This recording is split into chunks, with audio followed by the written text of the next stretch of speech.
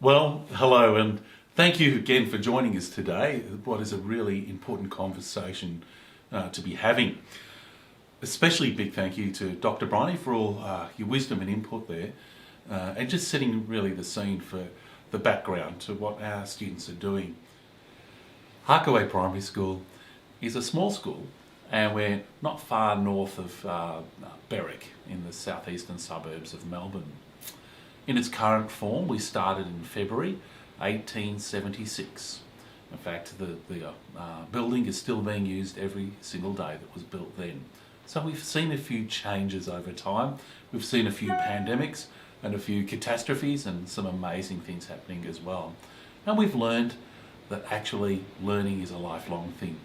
So kids at Harkaway Primary School learn, for example, we're not even on mains water or mains gas. So kids are learning about how to engage with their natural resources and how to use them respectfully and responsibly. All of this background kind of narrative feeds in to things like bushfire preparation and making it child-centred. This is really important because ultimately we're really touching the very heart of the difference between teaching and learning. And what I mean by that is, imagine having something so incredibly, unbelievably important to learn and yet fairly trivial to teach. Now, I don't mean the content of the teaching, I actually mean the way that we go about doing it. And that's what this has all been about. How can we really level up the learning that's happening such that we give the kids the power not to simply know what to do, but know how to act in a dangerous situation. So around that bushfire preparation, about responding and recovering.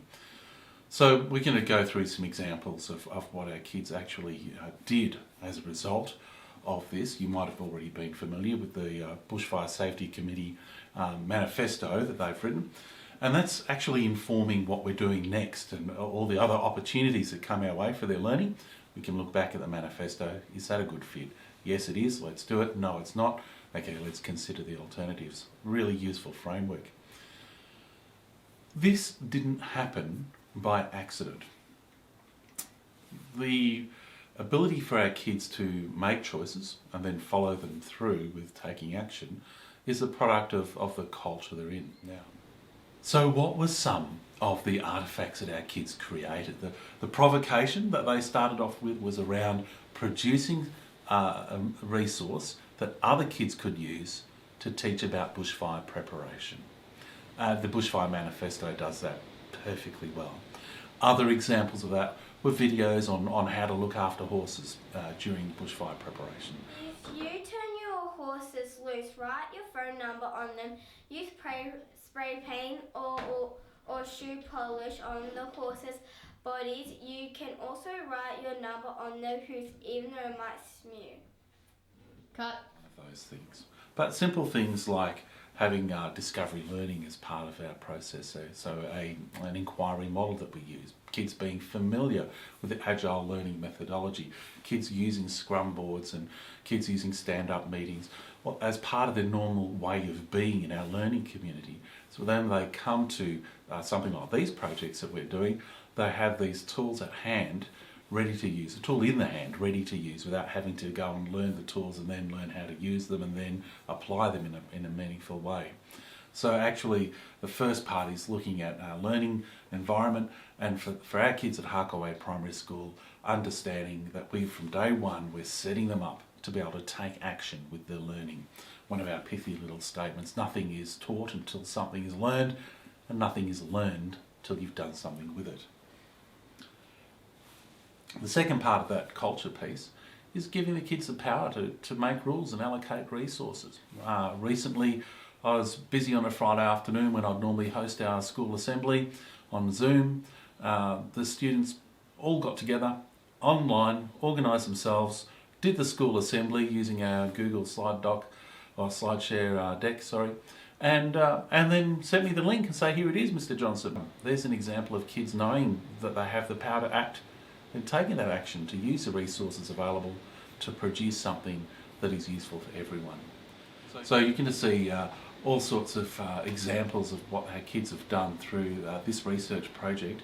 One of them being, for example, developing a web page where students have worked as a team to reach out to local community organisations and find out, on a day of, extreme fire danger, do we enact our go plan, and then where can we go? So a list of places local to our kids that they can go to, and even to the point where they were emailing and asking for discounts on entries into the pools, or are you happy to host kids as part of their go plan in your business or your environment. Hello, our names are Toby. My name is Jack. And I'm Matt. And we are here talking to you today about how you can make your own Code Red Go plan. If you're looking for something to do and somewhere to go on a Code Red day, click this link here. So for our kids to take action, they need to be in a culture that's really supportive of our students doing that. We have our Agile methodology for an inquiry kind of model, but they're also supported by our discovery learning process, our Feuerstein instrumental methodology, teaching kids about mental acuity and their own thinking abilities. So teaching kids right from prep to think about how they are thinking things and making connections and joining the dots. We've also got our learner profile. This is like what it means to be a Harkaway learner, and our values that go along with all of that. Simple things like every hour we stop for 10 minutes and go outside and play and just run around or have some time to ourselves. The horizontal and vertical structures, they're fairly imposing from a school, but kids don't need horizontal and vertical structures for learning. Schools need them for teaching. What I mean by that is schools need to have grade levels according to the year that you were born, and timetables and schedules about when things happen with whom and in what space.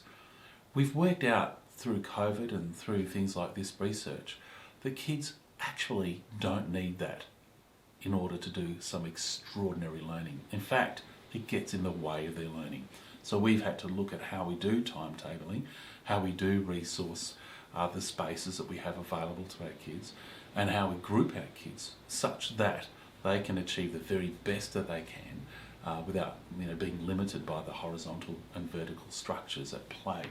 So in all of these examples that you're seeing, we're seeing kids take action with their learning that's meaningful to them. We talk about relevance, relationship, relevance and rigour being the 3 R's of education here.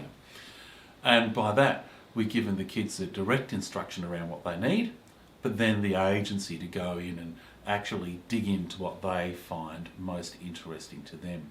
So we're seeing learning in action, producing some extraordinary artefacts that are the product of kids' own curiosity. A big part of that is making sure that our kids can connect with experts. One of the things you saw in their manifesto is that they just want the grown-ups to help them go in the right direction and get out of the way and let them do it. And we know from the research, teachers talk too much. So the less we're talking as adults, the more opportunity we give our kids to connect with experts, the better the quality, the learning. And that's what we've seen here. The other really important part is around rules and resources. Making sure that our kids are part of a culture where they understand that it's okay to make rules and allocate resources. That's the technical definition of what learner agency is here. And so they can choose to work together in teams, understand the roles that they have to play within those teams, and then of course have access to resources that allow them to meet their goals to produce the product that they've been designing from day one. Other examples of that were videos on how to look after horses during bushfire preparation. Videos around how to pack what you need to make sure you've got ready to go in your bushfire box. Websites, a go-to website for where you can go on days when you have to get off the hill or get away from the danger area. Workshops on how to tell if you live in a bushfire overlay area or not, and then using the resources that are available online to do that. working out how a fire danger rating works, and then being able to explain that to others and publicise it throughout the whole school and our school community. Knowing, what to wear, or even some of the groups connected with experts on making possum pouches, the Possum Lady, for example, and that was done, via Zoom, I think, from memory. The girls are out there making their possum pouches, connecting with local veterinarians around how to, support, say, wombats or other native animals that might be at risk, and how to support other people doing that kind of work as well. Our kids took it in all sorts of directions. One student was really interested in how do we support people doing life with disabilities, and so they reached out to an expert in that field to find out. Flammable materials, how long does it take for houses to start burning? So we reached out to CSIRO and other experts in those areas. We found that adults that kids were reaching out to were incredibly generous with their time. And having, say, Dr. Briney there as an expert on what kids typically think in these spaces, and then knowing which experts to connect with, made all the difference in giving the kids the power to chase down what it is they were most interested in. And as you can see behind me, the results were extraordinary. So ultimately, it's not really good enough for the kids to do some projects like this or some research like this. Yes, they recognise they are now the keepers of that knowledge around bushfire preparedness from a kid's perspective in their households. They're seeing the adults in their life turn to them because they've heard about their connection with the experts in the areas. But now we need our kids to connect with each other. So communities in Australia at risk of bushfire, connecting with other communities where there's kids doing life with that risk of bushfire affecting them.